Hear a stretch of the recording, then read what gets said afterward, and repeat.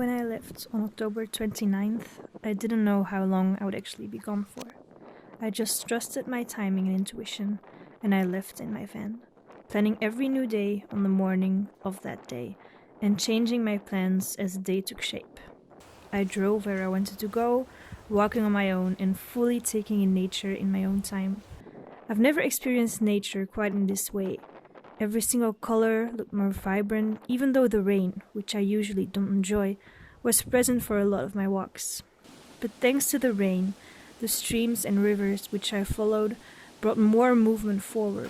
My mantra these few days has been, my energy flows, just like the rivers flow.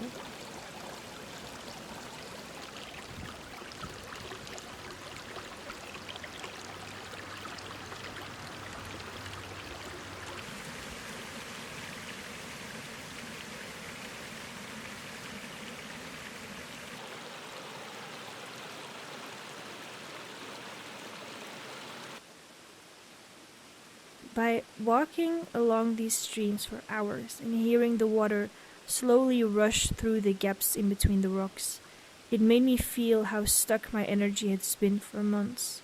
I felt this in my body, in my way of moving. My entire way of life has been rigid for years, really. In this project, it's the first time that I've felt what it is like to just flow and let go. Let go of expectations, let go of future worries or past regrets, and to just see opportunities as they arise. It's been wonderful.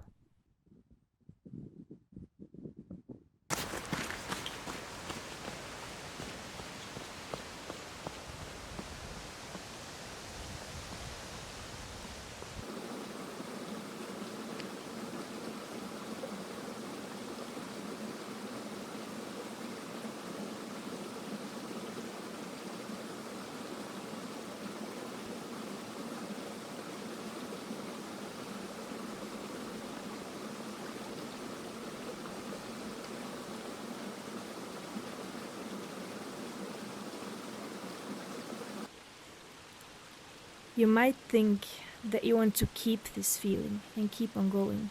But right now, that wasn't the purpose of this trip. That part will be coming later on in my adventures. Right now, I had the technical purpose of seeing if everything worked as it should. But it had another purpose as well. To really figure out what my body needed to heal itself. I thought that it would be sunshine and warmth, which was going to be my next destination, the south of Spain. But I figured out that there are so many types of warmth. On November 3rd, I visited my friend's house in the south of Belgium, and I spent time there with her family around the fireplace, getting to know each other. I saw their interactions and I felt the exchange of energy and love, something I had never really quite experienced that way in my own family. Driving back home the next day, I knew that the purpose of my trip had been reached, but I couldn't really put into words what I had learned.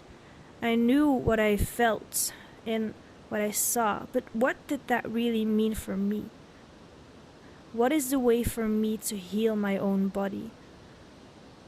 Not just the sunshine, not the south of Spain, sure, they'll help, but how can I keep my body thriving without sunshine or Spain?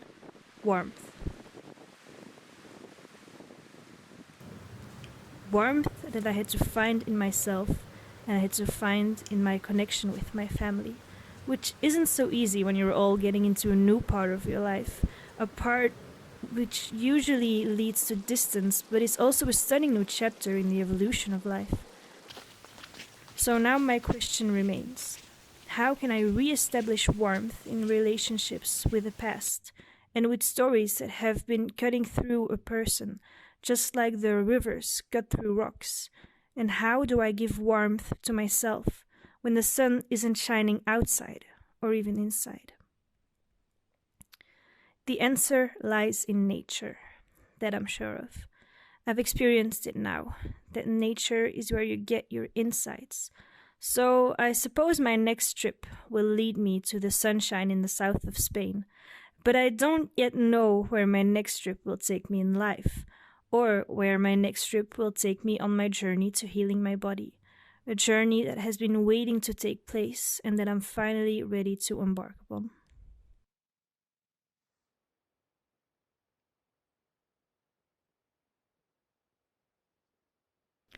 I thank you so much for being here. Alright, so yeah. Au revoir. I can say it in French actually, au revoir, because I learned French in school. Okay, bye.